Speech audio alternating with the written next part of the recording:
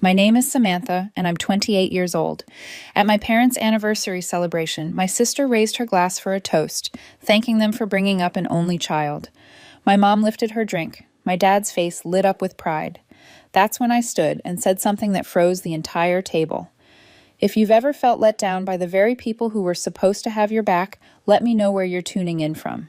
I hadn't walked in planning to spark conflict. Truthfully, I hoped to make peace, to finally prove I could rise above it, be the bigger person. The restaurant was exactly the type you'd expect from a couple who once argued about whether their dog should have a middle name. Classy, spotless, maybe a little too beige.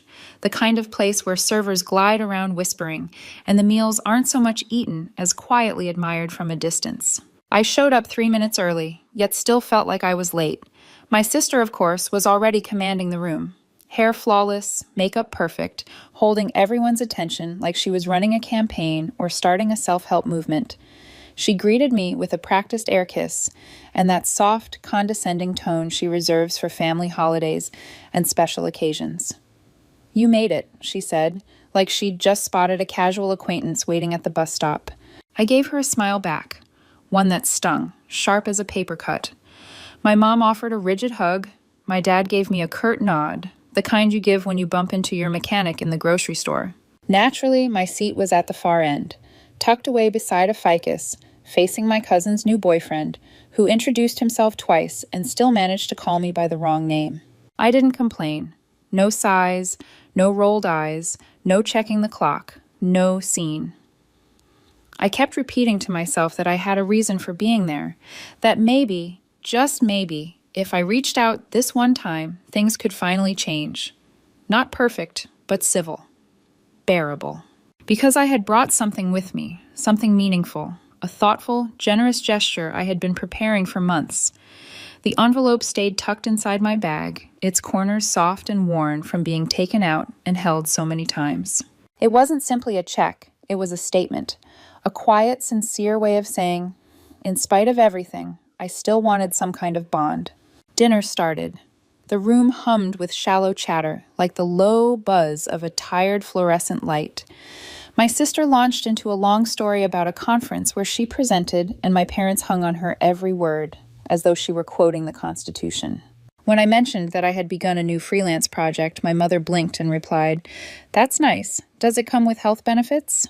By the time soup was served, I had answered exactly 2 questions, neither one about me. Then came the toast. My sister stood, glass lifted, smile expertly dialed in. "I just want to say thank you to everyone here tonight," she began, "for coming to celebrate the 2 people who raised me into the woman I am today." Applause followed. I clapped too, like a trained seal on cue. "And especially," she went on, turning toward our parents with the same carefully curated warmth, "I want to thank them for raising the most amazing only child anyone could ever ask for." And then, nothing. I paused for a moment, waiting, hoping that someone might chuckle, that my mother would gasp and say, "Oh my God, don't forget your sister," or that my father might cough, clear his throat, do anything to break the silence. But instead, my mother raised her glass, and my father smiled, the same smile he wears in posed Christmas photos. Not even a flicker in my direction. I could have burst into flames, and the only reaction I'd get is someone asking the waiter to refill the water. That's when the sound in my ears went quiet. Not dramatic, not cinematic, just a dull stillness, like I'd finally accepted a joke everyone else had been laughing at for years. I stood up before I even realized I was moving. I reached into my bag, pulled out the envelope, and walked calmly to the center of the room. No glass clinking, no preamble, just my voice, even and steady. "I had something prepared to give to the people who raised me," I said, "but I think there's been a misunderstanding." There was a ripple of confusion. Heads turned, my sister's face went slack, my mother's lips parted slightly, like she wanted to say something, but couldn't quite find the tone that would make it charming. I turned toward the table in the back where my aunt and uncle were seated, like second-string relatives who got the invite out of pity. They looked stunned. My aunt's hand fluttered to her chest. My uncle looked like he wasn't sure whether to stand or sink through the floor. I handed the envelope to them directly. No theatrics, no speeches, just a simple, "This is for you." Then I sat back down. For a long moment, no one said anything. No forks clinked, no chairs shifted. It was the silence of a bomb that hadn't quite finished going off. My sister blinked, like she was trying to reboot her brain. My mom tilted her head in that way she does when she's trying to convince herself she didn't just witness something deeply inconvenient. My dad's face was unreadable, but his jaw was clenched. And my aunt, she was staring at the envelope like it was ticking. I didn't say another word, and no one asked. The rest of the dinner passed in that strange, suffocating quiet, like the moment had sucked the air out of the room and no one was quite sure how to breathe again. But I breathed for the first time all night. I actually breathed, because I wasn't waiting anymore. Not for validation, not for permission, not to be seen. They'd raised an only child after all. So I gave what I had to someone who actually saw me. They say that when someone shows you who they are, you should believe them. I used to think that was just a quote people slapped on Pinterest boards, between photos of minimalist living rooms and avocado toast. But maybe Maya Angelou knew something I didn't. 'Cause my parents, they've been showing me who they are since I was old enough to understand what a golden child was, and more importantly, that I wasn't it. The signs were always there, subtle at first, like the way my sister's macaroni art made it to the fridge, while mine was quietly repurposed as a grocery list. Or the way my parents clapped when she sang off-key in a school play, but said nothing when I won a regional writing competition. I brought home a little trophy once. I still remember the way my dad glanced at it, then said, "You know, spelling bees don't count as sports." When I turned 8, I asked for a bike. My sister got a pink one with streamers, a matching helmet, and training wheels, just in case. I got a long lecture about how I should be happy with hand-me-downs. The hand-me-down was from a neighbor's kid. It still had mud on it. And yet I kept trying. I thought maybe if I was quieter, easier, more helpful, maybe that would earn me a little space. So I babysat, cleaned the kitchen without being asked, and brought home good grades. Straight A's, mostly. My mom called them bare minimums. When my sister got a B+ in history, there was cake. When I graduated high school, my parents forgot to book the restaurant they promised. We ended up eating at a fast food place because, as my dad put it, the fries are better anyway. My sister's graduation, they rented a private hall. There was a slideshow, speeches, even party favors with her name on them. You'd think she was giving a TED Talk, not picking up a diploma. But I didn't crack. I told myself I didn't need all that I wasn't that kind of person, that I was fine keeping my head down. I didn't realize that what I was actually doing was shrinking, silently, daily, and with practice. My aunt and uncle saw it first. They were never loud about it. They didn't swoop in and declare themselves my saviors. But they were there in all the small, quiet ways that matter. They used to babysit me when my parents wanted a break. I think I was 5 the first time they picked me up. My mom handed me off like I was a Tupperware container she'd grown tired of. "She's picky about food," she said, "and don't let her stay up too late." They didn't treat me like an inconvenience. They made popcorn and let me watch movies I picked. When I got scared during the never-ending story, my aunt held my hand and said, "He's just pretending to be scary, sweetheart." That was the first time anyone explained fear to me in a way that made sense. I spilled orange juice on their white carpet once and burst into tears. I'd been yelled at for less at home, but my aunt just brought me a towel and said, "It's just a carpet. You're worth more than that." When I was sick in college and couldn't afford cold medicine, my uncle drove 2 hours with soup and cough drops. My dad sent a thumbs-up emoji. No words, just the emoji. My mom suggested I try herbal tea. When I got my first job and was scared I wouldn't make it, my aunt emailed me every day for a week. Just little things. "You've got this. They're lucky to have you. Proud of you already." Meanwhile, my parents asked if it came with dental. They showed up for birthdays, for emergencies, for everything in between. When I got out of a toxic relationship and had nowhere to go, they cleared the guest room without hesitation. My mom said I should have tried harder to make it work. When I landed my dream freelance client, I told them first, not because I didn't want to tell my parents, but because by then I knew how the conversation would go, and I was tired of shrinking. I tried once, just once, to explain all of this to my mom. I told her how much it had hurt growing up under the shadow of someone who never seemed to have to make an effort. She chuckled and said, "You've always been overly sensitive. That's your issue." Then she added, "Well, at least we didn't spoil you." And she was right. They hadn't. But neither had my aunt and uncle. What they had done was see me, listen to me, make space for me to exist without needing to earn it through performance. And in this family, that alone was revolutionary. There was this moment, just a few weeks ahead of the anniversary dinner, when I was sitting at their kitchen table sipping coffee, and suddenly realized I felt more at home there than I ever had in the house where I was raised. My uncle was in the middle of some goofy story about setting off the smoke alarm trying to make pancakes. My aunt rolled her eyes at him, but couldn't wipe the smile from her face. They had that natural ease that only comes from loving someone without needing to change them. I half joked, half confessed, "I used to wish I was yours." My aunt looked at me over her mug and said, "But you are." That moment took up permanent residence in my chest. As I walked into the anniversary dinner, I didn't have a plan to speak. I didn't intend to do anything at all. Sure, the envelope was still in my bag, but in my mind, it was still meant for my parents. Some quiet part of me was holding on to the possibility that maybe, just maybe, they'd surprise me. Instead, they erased me, softly, publicly. And for the first time, I allowed myself to accept what I'd always known. I hadn't been unseen because I failed to shine. I was unseen because they refused to look. So I turned my gaze elsewhere, and what I'd been seeking all along, I found it. The envelope hadn't been opened. I knew, because the following morning, I received a text from my aunt. Just a single question mark. No words, no emoji, just that small, curled symbol of confusion that somehow spoke volumes. I waited an hour before I returned the call. They answered on speakerphone. I could hear my aunt's breath before she spoke. "We haven't opened it."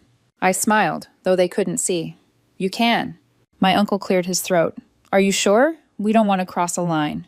"You're not," I said, leaning back on the couch and gazing at the ceiling. "You never have." They opened it together. I heard the rustle of paper, then stillness. No gasp, no exclamation. Just silence. A silence that made my chest feel weightless. I had transferred $50,000 into a joint account in both their names. No catch, no fine print, no clever legal tricks. Just a quiet offering of repayment for all the gentle kindnesses they never once asked to be compensated for. And then came the whisper, "No, no, sweetheart. This can't be right." "It is," I replied. "You were planning to give this to them, weren't you?" "I was." There was more silence. And then something gave way. Not like a dam collapsing, but like a thin pane of glass finally giving in after years of quiet strain. My aunt's voice shook. "But we didn't do anything to deserve this." "You didn't have to," I said. "You showed up. You loved me. You saw me. That was more than enough." Then my uncle spoke, his voice soft, almost sacred. "You don't know what this means to us." "I do," I said gently. "That's exactly why I did it." I assumed that would be it. A clean conclusion, a single act of clarity, wrapped in quiet peace. But of course, that's not how things work in my family. Because 5 hours later, my phone lit up with calls. The first one was from my mother. I didn't pick up. The second came with a voicemail. I played it on speaker while I folded laundry.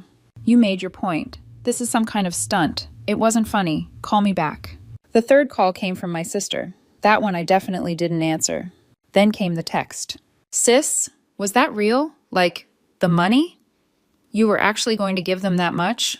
Why them? They didn't even raise you. You're being dramatic. You humiliated us." I didn't respond, mostly because I was too busy laughing. The kind of laugh you only let out when something ridiculous finally folds under the weight of its own absurdity. By that evening, my dad had gotten involved. He doesn't usually text. He considers full sentences feminine and emojis leftist propaganda, but I guess the situation called for breaking protocol. "Dad, we need to talk face to face, not like this." Which, in dad speak, translates roughly to, "I don't know how to spin this yet, but give me time." What followed was what I call the regroup phase. My parents closed ranks, spun the story, tried to contain the spread. I got messages from 2 cousins I hadn't heard from in years. Cousin 1, "Hey, I heard there was drama at the dinner. You okay?" Cousin 2, "Oh, what did you say to Aunt Lorna? Mom's freaking out." Aunt Lorna, of course. See, my parents didn't just stew quietly. They activated the family network, like a political campaign. Suddenly, I was the unstable one, the emotional daughter, the attention seeker. But I didn't bite. I didn't explain. I didn't send my own version of events to the group chat. I just let them twist in their own silence. Then came the unannounced visit. It was mid-afternoon, 2 days after the dinner. I opened the door, and there they were, my parents. My mother in her pressed blouse and pearl earrings. My father standing like he was about to ask me to step outside and look at his grill setup. I didn't say anything. I just leaned on the doorframe. We'd like to come in, my mother said. No, she blinked. My dad looked past me into the living room, like I was hiding state secrets in the couch cushions. You don't want to talk this through? He asked. You didn't seem interested in talking when you raised your glasses to your only child. My mother exhaled sharply. It was a joke. No one laughed. We didn't mean it like that. Didn't you? I crossed my arms. You had all night. You didn't say a word. He straightened. You blindsided us. That's rich, I said, coming from the people who cut me out with a smile. Dad spoke again. $50,000. That's not a joke. You were going to give that to us? I was, I said. And you gave it to them instead? I didn't answer. We both knew. That money, my mom said, her voice tightening, could have helped us retire early, pay off the car, your father's medical bills. I know, I said. That's why I saved it. He stared at me, unblinking. So what changed? I smiled, not kindly. You toasted to your only child. She looked away. My dad clenched his jaw. So this is revenge? No, I said. This is recognition. I gave my thanks to the people who earned it. You're throwing away your family. I'm finally choosing one. They left after that, not with a slam, but with a quiet door click that felt heavier than it should have. I thought it might stop there, but then my sister joined the offensive. She posted some vague, emotionally manipulative thing online. A photo of my parents' wedding picture captioned, "Some people only show up when they want applause. Real family shows up quietly." I didn't respond. I didn't need to. The next day, I got a call from my aunt. We've been getting messages, she said, sounding embarrassed. From your mom and your sister. I figured they're trying to guilt us, saying we manipulated you. You didn't. I know, I hate this. We didn't want to be in the middle. You're not, I said. You're where you've always been, beside me. She didn't say anything for a moment. Then, we're not going to cash it. The money. You are. We don't need it. I know. We can't accept it. Yes, you can, I said, because I need you to, because I can't go back in time and make things fair, but I can do this. I can say thank you properly. He sniffled. You're going to make me cry. Good, I said. I was starting to feel like I was the only one. That night, I sat on my porch with a glass of wine and looked at the stars. I didn't feel triumphant. I didn't feel smug. I felt sick, like something in me had been put back into place. The fallout wasn't over, but I wasn't afraid of it. Because when the dust settled, they'd still be there, my aunt and uncle. The people who never asked for proof, who never needed a performance, who knew who I was, even when I was still trying to figure it out. And now they knew what they meant to me. Finally. I thought the silence would be the end of it. You know that moment after a storm, when everything's eerily still, and you convince yourself it's over? That was me, sitting in the quiet, thinking maybe, just maybe, they'd let it go. That maybe my parents would take the loss and retreat into their own cold little bubble. But that's not how people like them operate. Quiet was never peace. It was a setup. It started with a phone call from my cousin Theo, of all people. We hadn't spoken in years. He was the kind of relative who didn't bother remembering birthdays unless it showed up in his Facebook notifications. So when I saw his name pop up, I didn't pick up. He left a voicemail. Hey, just wanted to give you a heads up. Your mom's been saying some things about you, about the money. You might want to check your socials. I don't use Facebook much anymore, but I logged in. And there it was, a long, meandering post on my mother's page, with just enough vagueness to give her deniability, but all the usual trademarks, spiritual quotes, passive-aggressive scripture, and just enough weaponized humility to make it look like she was the one bleeding. She never said my name, but she didn't have to. It breaks a parent's heart when their child is led astray by people pretending to love them. Family isn't about money, it's about loyalty. We did our best, and now we're being punished for it. Sometimes evil wears a smile. Beneath that, the comments piled up. Church friends, old neighbors, acquaintances with too much time and too little information. Praying for your family. You don't deserve this. You raised your daughters right. And my favorite, people forget who carried them when they were helpless. One day they'll regret it. I almost laughed. Almost. But my hands were shaking too hard. Then came the real blow. My aunt called me, shaken. She had gotten an anonymous email. No subject line, just screenshots of old text messages I'd sent years ago. Ones I'd sent in moments of frustration. Complaining about them. Venting. Being messy. Saying things like, I wish they'd stop hovering. And sometimes I just want space. Things I never meant as betrayal. Just as noise. the kind you let out when you're human and tired and raw. The sender? My sister. She didn't sign it, of course, but she left enough breadcrumbs that it wasn't hard to figure out. I know you didn't mean it, my aunt said, but it hurt to see. And I believed her, not because she was guilt-tripping me, but because she was honest, because she told the truth, even when it was uncomfortable, unlike the rest of them. So I drove over. I sat at their kitchen table with a box of pastries and a pit in my stomach. I'm sorry, I said, for everything I said, for anything that made you question what you mean to me. My aunt didn't make a speech. She simply reached over and held my hand. My uncle poured coffee. No big declarations, no emotional embrace, just presence. This is what love looks like, the kind that doesn't require justification. That's when it finally clicked. It was time to stop forcing what had never worked, to stop trying to plug holes in a ship that had never been seaworthy, to stop calling it family just because we happened to share DNA. So I wrote a letter, not an angry one, not a rant, just the truth, a list of boundaries, a calm, firm line drawn in the sand. Please don't contact me again. Do not try to reach me through others. Don't twist the story, and don't expect reconciliation. I wish you peace, but I'm done playing the part you cast me in. I printed the letter and sent it by mail, so no one could later claim I never got it. A week after, my mother rang me from a number I didn't recognize. I let it roll to voicemail. Her message began in sobs and ended in anger. You've ruined this family. You've broken your father's heart. Are you happy now? And as I listened, I thought, yes, I am. But they didn't stop there. They tried to push my aunt and uncle to return the money. They sent formal letters, hinted that my relatives were being misled, and even suggested that I was unstable. Things escalated so much that my uncle reached out to a lawyer just to make sure they were protected. I offered to pay the legal fee. He refused. We don't take from family, he said, but we do accept gifts. That winter, I spent Christmas with them. Just the three of us, no roles to play, no expectations hanging in the air. We cooked together, played cards, watched old films in pajamas, and laughed until our stomachs hurt. My aunt handed me a scarf she had knitted herself. My uncle made hot chocolate, slightly burnt, but we drank it anyway. It was the best holiday I'd ever known. At one point, my aunt turned to me and asked, "Do you regret it?" The answer came instantly, no, because I hadn't simply left a family behind. I had walked into one. I stopped wishing to be noticed and instead chose the people who already saw me for who I was. Eventually, the calls ended. The noise faded out. They moved forward, found new faces to perform for, fresh stories to spin. I didn't. I stayed here, in this small, quiet life where love has no conditions and kindness doesn't come with hidden costs. Sometimes I still revisit that dinner, the shock on my sister's face when I gave the envelope to someone else, my mother's frozen stare, the tightness in my father's jaw.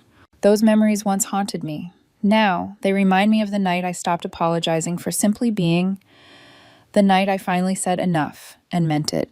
I'll admit, there are moments I still wonder if I handled it perfectly. Not the choice to give the money to my aunt and uncle. That still feels right to my core. But the way I delivered it, the public handoff, the silence that followed. Was it too much or perhaps not enough? I never meant to humiliate anyone. I acted because I couldn't keep pretending anymore. But sometimes lying awake, I ask myself, should I have waited? Slipped the envelope to them quietly?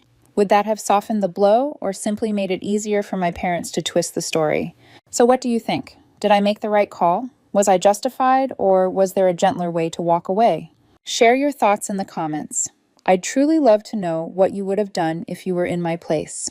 And if you'd like more raw, real stories like this about family, choices, and learning to stand your ground, don't forget to hit subscribe.